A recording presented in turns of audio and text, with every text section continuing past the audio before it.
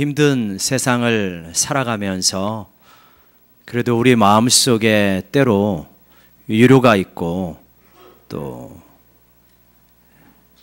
어떤 의미가 느껴지고, 그래도 이 험한 세상을 잘 이기고 나아갈 수 있는 것은 우리 가운데 이제 그리스도가 있기 때문이긴 하지만, 우리 하나님께서 우리 그리스도를 통하여서 또 우리에게 일반 은총 가운데서 음악이라고 하는 이 아름다운 선물을 우리에게 주셨기 때문이 아닌가. 그렇기 때문에 그 음악을 통하여서 우리 마음에 또 회복이 이루어지고 또 안식이 이루어지고 또 그 가운데 위로가 있어서 살아갈 수 있는 힘도 얻고 그렇게 되어지는 것 같습니다. 다림이라고 하는 시가 있습니다. 내용이 이렇습니다. 우리 어머니는 다림질을 참 잘하신다. 평생 다림질을 해오셨기 때문이다. 우리 어머니는 눈물이 많다. 평생 억울한 일이 많았기 때문이다. 우리 어머니는 불평이 많다. 평생 고생을 해오셨기 때문이다. 그 고생의 팔알은 내 것이다. 이 시의 저자는 박인성입니다.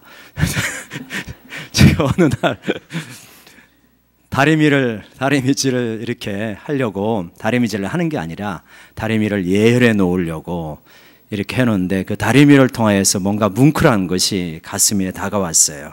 그 어머니 집에서 가져온 다리미거든요. 저희 어머니는 평생 직업상 다리미질을 많이 하셨습니다. 그래갖고 다리미질을 굉장히 잘 하셔요.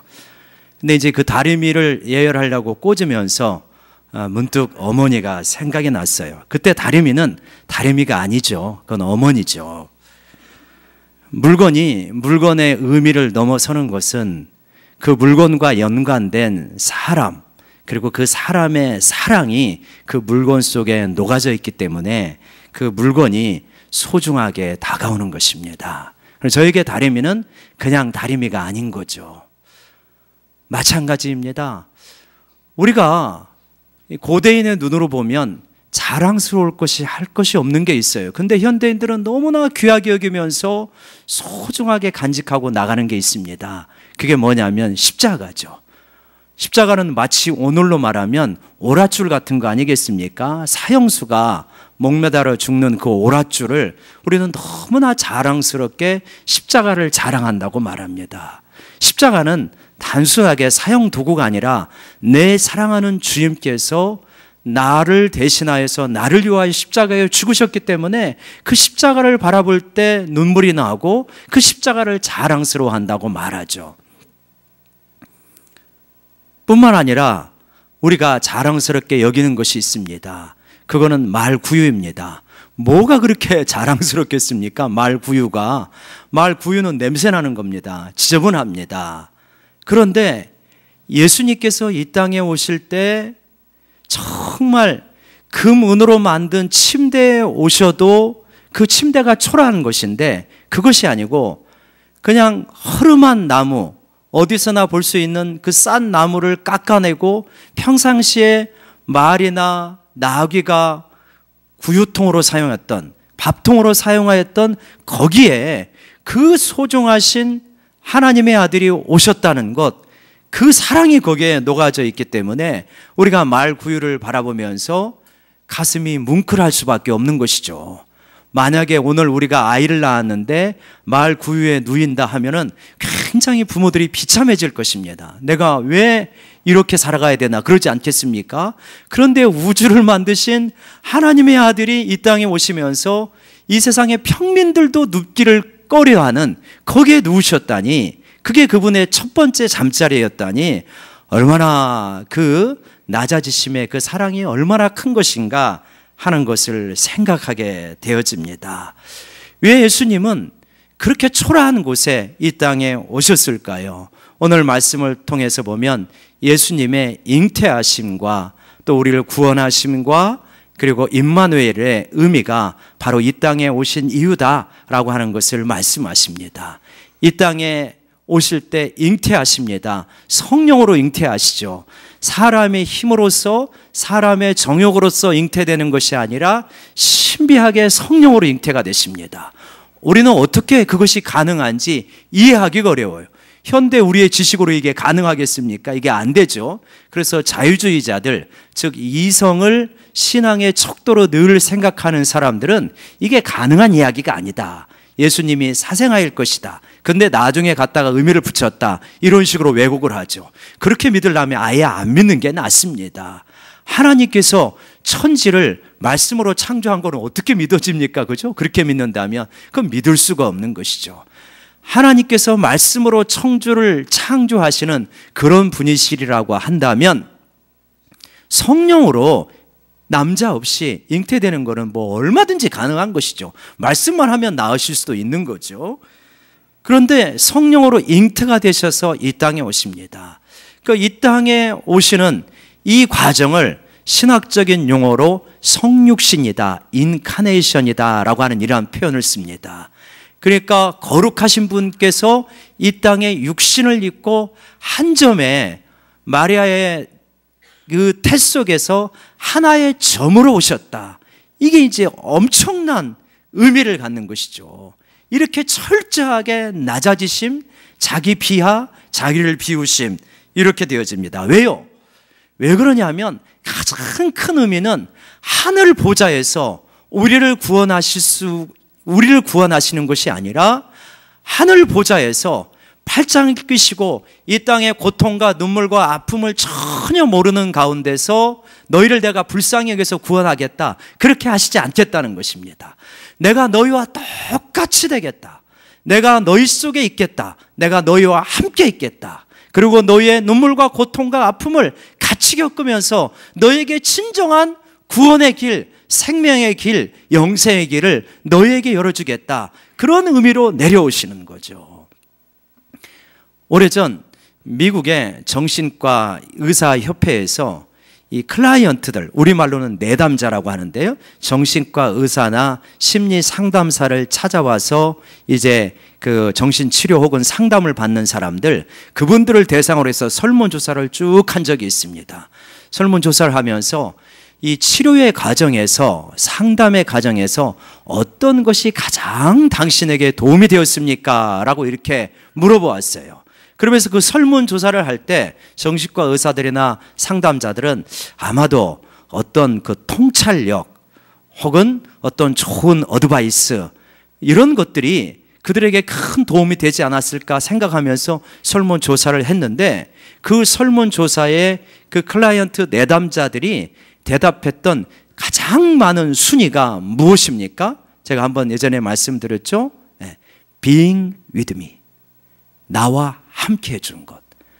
정말 내가 비참해지고 힘겨웠고 나조차도 나를 버릴 것 같은 그 상황, 다른 사람들이 다 손가락질하고 왜 그렇게 너는 금양으로 사냐, 그 마음을 굳게 먹어봐, 그 정도밖에 못 살아? 또다시 그런 죄를 짓는 거야? 너 얼마든지 새롭게 할 수 있잖아. 수많은 사람들이 질책하며 비웃고 조롱하며 멸시하는 그 상황, 그래서 심지어는 나조차도 나를 버릴 수 있을 것 같은 그 상황인데 당신이 나와 함께 있어준 것, 나를 정죄하지 않고 나를 판단하지 않고 나를 비난하지 않고 나하고 함께 있어준 것이 나에게 가장 큰 도움이 되었다, 그런 이야기를 한 적이 있습니다. 그런 대답들을 한 적이 있어요. 아마 그 마음이지 않을까요? 우리 스스로 구원의 길을 찾을 수 없어서 선행으로도 도덕으로도 학문으로도 그 어떤 것으로도 도대체 이 죄 많은 이 세상에서 죄를 좋아하는 나의 속성을 가지고 구원의 길을 갈 수가 없는데, 하나님께서 이 땅에 오셔서 내가 너와 함께하마, 그러면서 너를 구원의 길로 이끌어가마, 그 부분이 바로 이 땅에 잉태하셔서 오신 모습이다. 그리고 그것이 우리에게 구원의 소식이다라고 하는 걸 알 수 있죠. 오늘 오후에 이제 졸업 예배를 들고 우리 주변에 복지 기관을 가는데 가장 멀리 가는 팀은 안산에 있는 그 팀으로 가게 됩니다. 그 믿음의 집인가요? 그 집으로 이렇게 가게 되어지는데, 이제 거기에는 우리 교회에 와서도 한번 간증한 적이 있는 장미연 권사님이 하시는 곳이에요. 제가 몇 년 전에 한 3년 전 그 정도 때 이제 그분이 하시는 그 집을 갔었는데, 그때는 연립주택 하나를 이렇게 빌려가지고 거기서 이제 할머니 한 10여 명들을 이렇게 돌보고 계셨습니다. 우리 권사님하고 그 다음에 다리를 저는 그 집사님 한 분, 또 중간에 파트타임으로 돕는 분 한 분, 그렇게 해가지고 그분 10여 명의 할머니들을 돕고 그리고 복음을 전하고 막 그러시는 거예요. 근데 이제 그 일이 에너지도 보통 드는 게 아니고 물질도 엄청 들어가는 일 아닙니까? 그런데 이제 국가에 등록을 하지 아니하고 그러면서 이제 그 자기 사재를 털고 그 할머니들이나 할머니 보호자로부터 월 30만 원 정도씩 받습니다. 그럼 월 30만 원이면 굉장히 적은 돈이잖아요. 그런 데가 어디가 있겠습니까? 근데 그렇게 받는 거예요. 그래서 국가의 도움을 받으시지 그러냐 정식으로 등록하고 그랬더니 여러 가지 절차가 복잡하고 또 간섭받는 것이 너무 많아서 복음을 전하는 데나 여러 가지의 불편함들이 많다. 그래서 그냥 이렇게 하나님 바라보고 하는데 하나님께서 시마다 때마다 채워주신다. 그런 고백을 해요. 그런데 이제 또 제가 한 1년여 있다가 전화를 했더니 거기가 이제 그 집을 철수를 해야 돼가지고 철수해서 지금이 이제 자기네 집에서 하고 있다. 자기네 집이 이제 연립주택 그 건물을 가지고 계신 분인데 그 보통 연립주택이 있으면 1, 2, 3층은 세를 주고 4층은 자기네가 쓰잖아요. 근데 이제 4층을 자기네가 쓰고 있는데 그 집을 비워가지고 그 밑에 층 세를 주는 집으로 자기네가 이사를 하고 그 넓은 집을 할머니들을 위하여서 이제 제공을 해서 거기서 이렇게 쓰는 거죠. 뭐 비용은 동일하게 하죠.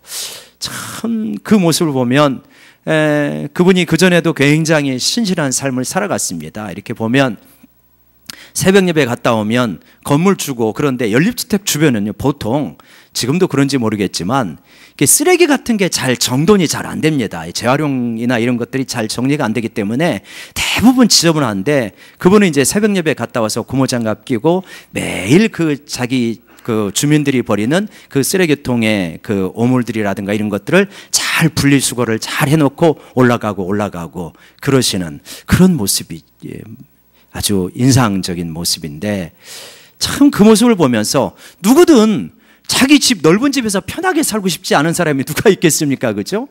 그런데 그 집을 할머니들을 위하여서 내어주고 자기는 세입자들이 살아가는 그 방에 가서 살면서 할머니들을 돌보는 그 모습, 그게 일종의 작은 성육신, 그것이 아니겠는가? 우리는 조금 넓은 집에서 좁은 집으로 가고 좋은 차에서 조금 나쁜 차로 타면 굉장히 힘들잖아요. 근데 내 이웃을 위하여서 그렇게 낮아지는 것, 이것이 바로 어떤 복음의 정신이고 성탄절에 주님께서 우리에게 보여주시는 삶의 모습이다.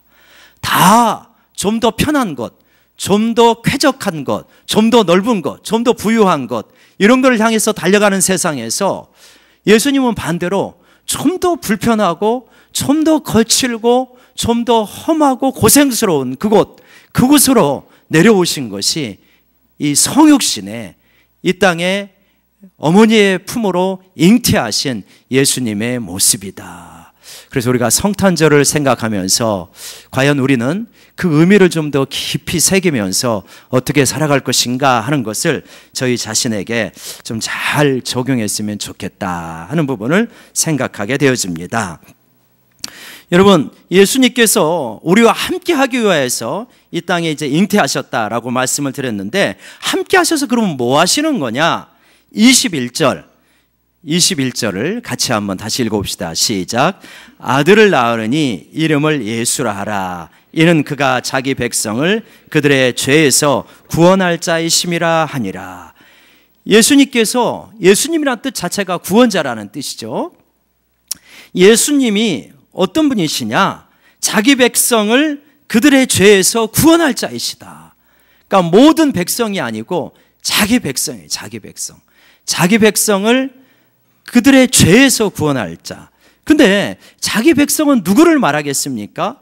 우리가 마태복음 1장에 보면, 여러분 보시면 마태복음 우리가 성경 펼치고 있는 거 한번 보시면 1장 1절에 아브라함과 다윗 자손 예수 그리스도의 계보라라고 하면서 14대 14대 14대가 나오고 이스라엘의 이 쭉 아브라함부터 시작해가지고 쭉 이름이 나오는데 왕들의 이름이 나오죠. 그리고 마지막 세 번째는 이제 어떤 부분이 나오냐면 바벨론으로 이렇게 끌려간 부분부터 14명의 그러한 왕들의 이름이 이렇게 거기까지 이렇게 나오게 되어집니다. 그러니까 이걸 보면 1차적으로 자기 백성이라고 하는 것은 누구를 말하느냐? 이스라엘 백성을 말하는 것이다. 그리고 무엇을 배경으로 하고 있느냐? 이스라엘이 망하고 포로로 끌려간 것을 배경으로 하고 있다 하는 걸 알 수 있죠. 그러면 자기 백성을 죄에서 구원할 자라고 하는 것은 뭘 말하는 거냐? 우리가 근데 이 죄에서 구원할 자라고 하는 것은 바벨론 포로로 끌려간 것을 배경으로 하고 있지만, 그러면 포로로부터 해방시킨다라고 하는 것을 말하는 것은 아니다 하는 걸 알 수 있죠. 그렇죠? 왜냐하면 예수님께서 이 땅에 오셨을 때 이스라엘 백성이 포로로 끌려간 것과 같은 비슷한 상황입니다. 지금 이 배경이 되는 말씀은 바빌론 포로로 끌려간 이스라엘의 역사를 배경으로 하지만, 지금 이 예수님이 오셨을 때 당신은 또 누구의 포로가 되어 있는 상태입니까? 로마의 포로가 되어 있는 상태죠. 그러니까 바벨론에서 포로로 데려와야 되지만 그것이 지금 이 땅에서는 로마로부터 해방을 시키려고 하는 것은 아니다 하는 걸 알 수 있죠. 그러니까 우리가 예수님을 믿으면서 깊이 고민하고 씨름해야 될 주제 중에 하나가 바로 이러한 부분이다. 예수님이 오신 것은 무엇인가? 이스라엘이라고 하는 나라를 로마로부터 해방시키려고 예수님께서 오신 것인가? 아니면 죄에서부터 해방시키려고 이 땅에 오신 것인가? 우리가 그 구별을 잘 해야 되겠죠. 이 땅의 불의와 이 땅의 죄악과 구조적인 모순과 이런 것들에 대해서 눈 감아야 된다라고 말하는 것은 아닙니다. 예수님 당시에도 로마로 인한 피눈물 나는 장면들이 이스라엘 백성들, 민초들 사이에 얼마나 많이 있었을까요? 굉장히 많이 있었을 것입니다. 그러나 예수님은 칼을 들고 나를 따르라. 내가 이스라엘을 해방시키겠다. 바벨론에서 구원하듯이 로마 제국에서 너희를 구원하겠다라고 말씀하신 것이 아니라는 거예요. 로마의 식민지, 로마의 포로 생활을 하고 있지만 예수님이 오신 까닭은 뭐냐? 1차적으로 이스라엘 백성을 어디에서 구원하려고? 로마의 압제가 아니라 죄에서부터 구원하려고 오신 것이다. 왜 그러냐? 로마의 압제가 사람들이 보기에 때는 가장 심각한 구조적인 악인 것 같지만 더 근본적인 악이 무엇이냐? 더 근본적인 악이 무엇이라는 겁니까? 바로 너희 속에 있는 죄다 라고 이렇게 말씀하시는 거죠. 아무리 로마로부터 해방이 된다 할지라도 근본적으로 너희 속에 있는 죄의 문제가 해결되지 않으면 바벨론의 포로가 되어지고 로마의 포로가 되어지고 결국은 죄의 포로가 되어서 멸망할 수밖에 없는 것이 너희의 삶이다. 로마로부터 해방도 너희가 되어야 되겠지만 그건 지금 너희가 이룰 수 있는 것이 아니고 하나님의 경륜 가운데 이루어질 것이다. 그러나 지금 너희들이 진짜 해방되어지고 구원되어야 될 것은 무엇이냐? 너희의 죄다라고 하는 것을 말씀하시는 겁니다. 여러분, 바벨론 포로로 이스라엘이 왜 끌려갔습니까? 왜 끌려갔죠? 뭐 해서? 가장 큰 문제는 우상 숭배였습니다. 이스라엘 백성들이 우상을 숭배했기 때문에 바벨론 포로로 끌려갔죠. 그런데 골로새서 보니까 우상 숭배를 무엇이라고 설명하냐면 무엇이라고 설명하니까 탐심 곧 우상 숭배라고 말합니다. 그러니까 죄에서 구원이라고 하는 건데 그 이스라엘 백성이 우상을 숭배하다가 바벨론으로 끌려갔기 때문에 우상 숭배를 하지 않아야 된다 하는 걸 알 수 있고, 우상 숭배의 근원은 무엇이냐면 밖으로는 우상 숭배이지만 내면에는 탐심이다. 즉 그러면 우리가 죄에서 구원을 시키신다라고 하는 말은 무엇이냐면 우리를 탐심, 욕심에서부터 해방시켜 나가신다라고 하는 것이 구원의 역사다 하는 걸 알 수 있습니다. 뭐에서부터요? 욕심에서부터. 욕심이 잉태한 즉 죄를 낳고 죄가 장성하면 사망을 낳는다고 했습니다. 결국 예수님이 이 땅에 오셔서 죄에서부터 우리를 구원해 가신다라고 하는 것은 무엇이냐면 욕심으로부터 우리를 해방시켜 나가신다. 그래서 욕심이라고 하는 것은 더 좋은 것, 더 편안한 것, 더 큰 것을 자꾸만 내 곁에 쌓아두려고 하는 것이 욕심인데, 그것이 아니라 더 낮은 자리로 자꾸만 내려놓고 나아가는 것, 그것이 바로 우리 예수님이 이 땅에 오신 이유다. 여러분, 이 땅에 얼마나 갈등과 어려움과 상처와 아픔이 많습니까? 왜 그럴까요? 왜 그렇게 어려움과 갈등과 상처가 많을까요? 심지어는 교회 생활을 하면서도 상처와 아픔이 많고요. 예수를 믿는 가정인데도 너무나 갈등이 심하고 아픔이 많고, 왜 그럴까요? 왜 예수님이 오셨음에도 불구하고 여전히 우리는 제대로 구원받지 못합니까? 예수님이 오시면 구원을 받는 백성이 되어지잖아요. 구원을 받고 구원을 이제 완성시켜 가는 과정인데, 예수님이 오셨음에도 불구하고 너무 많은 갈등 가운데 있고 아픔 가운데 있다면, 굉장히 많은 부분들이, 굉장히 우리 삶의 많은 부분들이, 우리 가정의 굉장히 많은 부분들이, 우리 교회의 굉장히 많은 부분들이 나의 욕심하고 연관되어 있습니다. 자기 부인이 안 되는 거예요. 자기 부인이 안 되고 내 주장이 계속해서 옳은 거예요. 우리 가정에서도 그렇고 교회에서도 그렇고 어떤 조직에서도 그렇고, 자기 성찰이 안 되고 자기 주장이 옳고 자기 판단이 옳고 자기 판단이 옳은 두 사람이 계속해서 부딪히는 겁니다. 그리고 부딪히다 보면 감정이 상하고 상처의 골은 깊어지고 평화는 깨어지죠.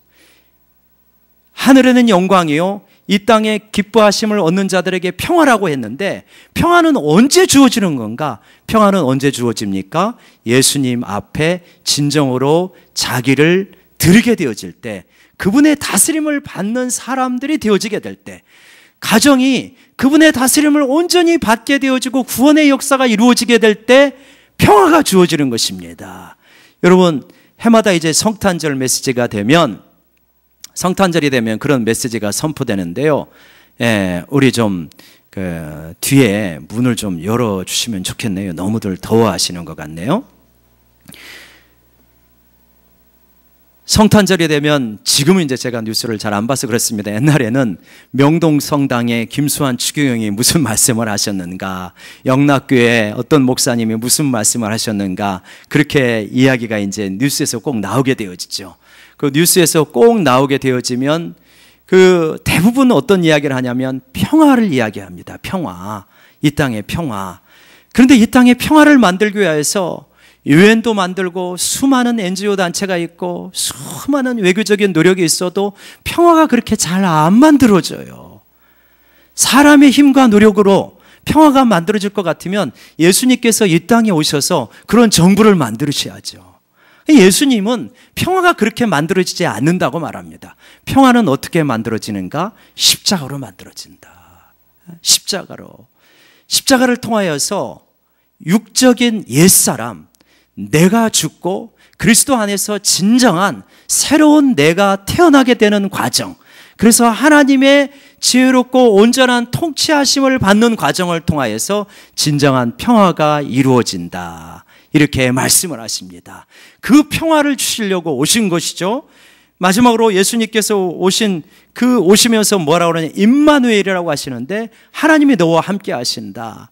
이 말씀은 원래 이사야서를 말씀으로 하시는데, 이 말씀은 원래 평화에 대한 이야기가 아니라 사실은 심판에 대한 이야기입니다. 심판을 말씀하시면서 임마누엘을 하시는데, 진짜 임마누엘이 이루어진다고 하는 것은 순종하는 사람들에게는 평화라든가 하나님의 다스림이라든가 하나님의 온전하심이 우리 삶 속에 누려지는 것이지만, 계속해서 거역의 길을 가는 사람들에게는 임마누엘 자체가 오히려 심판의 메시지가 되는 것이다, 이렇게 오히려 경고하고 있는 말씀이 이 말씀이죠. 그래서 사랑하는 여러분, 우리 주님이 오신 이 성탄절 너무나 기쁘고 즐거운 날이지만, 그 의미를 깊이 헤아리면서 파고 들어가 보면 진짜 거기에는 또 어제 우리 강유수 전도사님이 그 성탄절 전야에서 이렇게 설교하셨던 그런 것처럼 이렇게 웃을 수만은 없는 슬픔이 짙게 배어있는 성탄절일 수 있다. 어떨 때 내가 예수님이 오셨음에도 불구하고 여전히 죄에서 벗어나고 있지 못할 때, 예수님이 오셨음에도 불구하고 여전히 이 사회는 갈등과 상처와 쓴뿌리가 계속해서 양산되고 있을 때, 예수님이 오셨음에도 불구하고 여전히 나는 하나님의 진정한 백성으로서 그분의 통치 가운데서 진정한 행복을 누리지 못할 때 주님의 오심을 마냥 기뻐할 수만은 없는 슬픔이 한켠에 배어있는 그러한 성탄절을 맞이할 수밖에 없다. 아마도 우리 주님이 재림하시는 그날까지 우리가 그렇게 온전히 기뻐할 수만은 있을까, 그런 생각마저 하게 됩니다. 그러나 그럼에도 불구하고 예수님이 오신 거는 뭡니까? 큰 기쁨의 좋은 소식입니다. 이 예수님이 오시지 않았다면 무슨 길이 없는 겁니까? 구원의 길 자체가 아예 없는 것이죠. 하나님이 우리와 함께 하신다는, 그래서 우리와 함께 하시면서 우리의 아픔과 눈물을 씻어주시고 구원의 길을 열어주신 그 길 자체가 열리지 않으니까 예수님이 오셨다는 것 자체는 엄청나게 기쁜 소식인 거죠. 다만 우리 가운데 그거를 진정으로 믿음으로 받아들이는 그 마음이 우리 가운데 필요하다. 그렇게 될 때 성탄의 기쁨 소식은 진짜 우리 가운데 기쁜 소식이 되어지고, 이 사회에 예수님을 모르는 사람들에게는 성탄의 의미가 더 깊이 확산되어지지는 않겠지만, 적어도 예수님을 알고 그분의 다스림을 받으며 가는 우리들에게는 성탄은 너무나 풍요하고 소중하고 의미 있게 다가오는 그러한 성탄절이 되리라 믿습니다. 주님이 오신 이유, 우리를 죄에서 구원하여서 진정한 하나님의 백성으로, 영원한 생명을 주시는 하나님의 다스림 속에 들어가는 그 백성으로 만들기 위하여서 예수님은 오셨습니다. 그리고 지금도 우리 안에 함께 계십니다. 할렐루야.